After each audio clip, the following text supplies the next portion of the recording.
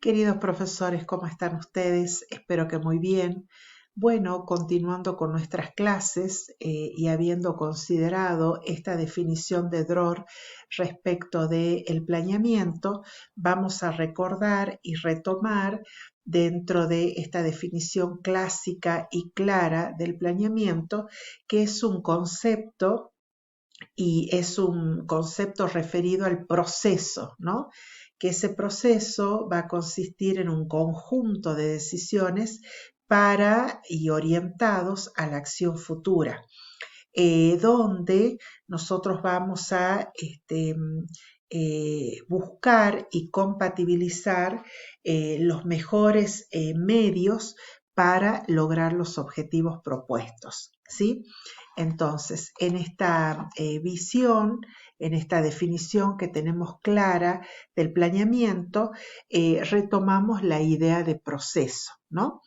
¿Por qué? Porque el planeamiento no es un acto aislado, sino que justamente es un encadenamiento de acciones, de negociaciones, de decisiones, de secuencia de estudios, ¿no? Que va a comportar y conllevar fases en el proceso, ¿no? Desde un enfoque de planeamiento normativo, que es una visión clásica del planeamiento y tradicional, se van a considerar etapas como momentos lógicos, como son, por ejemplo, el diagnóstico, la programación, la ejecución y la evaluación. Por ejemplo, Sánchez, en su texto, él va a considerar que son fases interrelacionadas, pero que tienen principio y fin, y que primero tenemos que hacer alusión al diagnóstico para luego poder programar, para luego poder aplicar y luego poder evaluar, ¿no? Justamente qué es lo que vamos a analizar es la realidad, tratando de identificar los hechos, ¿para qué? Para poder buscar resultados, que estos resultados obviamente sean ejecutables, que estos logros de objetivos se pongan en marcha y que, por supuesto, se puedan evaluar y se puedan evaluar de manera permanente, porque todas estas etapas o fases del planeamiento normativo son interdependientes y no son aisladas, ¿no? También nosotros ya hemos trabajado otra perspectiva, justamente enunciada por Carlos Matus, que va a hablar del planeamiento también como un proceso, pero desde una postura estratégica situacional, donde este autor va a hablar de momentos, momentos que no tienen principio y fin, porque va a hablar de las ocasiones, las circunstancias, las coyunturas, ¿sí? Y va a hablar de momentos de conocimiento, como son el explicativo, el normativo y el estratégico, y de momentos de acción, como es el táctico operacional. Entonces, él, al proponer estos momentos, va a indagar acerca de la realidad, ¿no? En esa construcción conceptual de cómo es la realidad, pero no solamente para tratar de describirla o explicarla como en el planeamiento tradicional, sino es que este autor piensa en una realidad como fue, como es y como tiende a ser. Él plantea una realidad integral, ¿sí? También cómo debería ser esa realidad a través de la acción, cómo puede ser a través del momento estratégico y que todas estas acciones deben realizarse para alcanzar los objetivos propuestos, ¿no? Y que en esa acción justamente se va a evaluar, se va a recalcular y se va a volver a reajustar, ¿no? Entonces, estos momentos son momentos que no tienen principio, fin, que están vinculados entre sí y que se relacionan, ¿no? Por supuesto, todos estos momentos integrados van a dar esta coherencia al planeamiento estratégico situacional, ¿no? Nosotros sabemos que al planificar, no siempre la planificación es extremadamente rigurosa, sino que justamente tiene que atender a otras aristas de la realidad, porque nosotros planificamos para intervenir en esta realidad que nos toca vivir, ¿sí? Entonces, en este proceso de planificación y particularmente haciendo énfasis en el planeamiento estratégico, vamos a decir que tiene algunas características, ¿no? Esta planificación es continua, es sistemática, es integral y es eficiente. ¿Por qué? Porque nosotros justamente queremos lograr objetivos y para ello vamos a buscar los mejores medios para poder lograrlo, ¿no? Cuando hablamos de integralidad, decimos que nosotros no planificamos para un solo sector o es un solo sector el que planifica, sino que hay una correlación con muchos otros sectores y justamente va a hablar de un proceso integral abarcativo, ¿no? Y que ese proceso también es sistémico en esa organicidad que comporta, porque no solamente es un conjunto de partes aisladas, sino que justamente tiene este carácter interdependiente y sistémico, forma parte de un sistema y ese sistema tiene partes, ¿no? Entonces, siempre que planificamos tenemos que pensar en una tarea permanente. La planificación siempre es continua porque tiene un carácter dinámico, donde hay momentos, donde hay procesos, donde hay implicaciones, donde hay efectos, ¿sí? Entonces, esta acción de planificar conlleva encadenada un conjunto de acciones, un conjunto de sectores, un conjunto de medios, un conjunto de decisiones para poder lograr objetivos. Nosotros decimos que planificamos desde la racionalidad, desde la lógica, y sí, efectivamente, al planificar, nosotros tenemos que hacerlo desde esta perspectiva. Pero no tenemos que olvidarnos que la realidad es dinámica, ¿no? Y que existen también ideologías, comportamientos, pero por sobre todo la realidad está constituida por actores, actores reales, actores de carne y hueso, actores que tienen valores, que tienen sentimientos, que viven en un momento histórico y que utilizan o viven en un espacio dado, ¿no?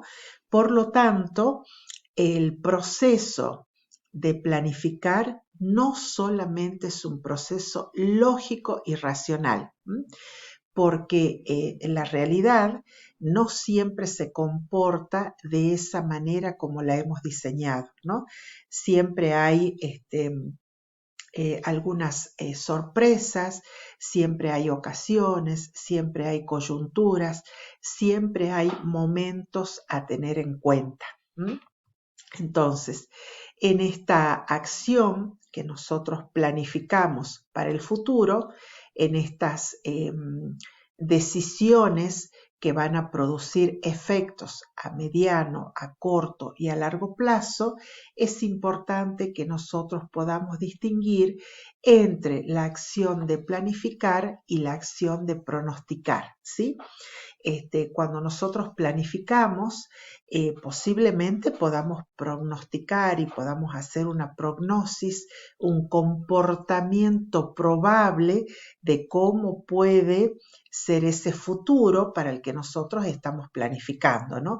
En esta visión acotada, nosotros podemos decir también que nosotros vamos a ir un poco más allá de este límite, de esta prognosis, ¿no?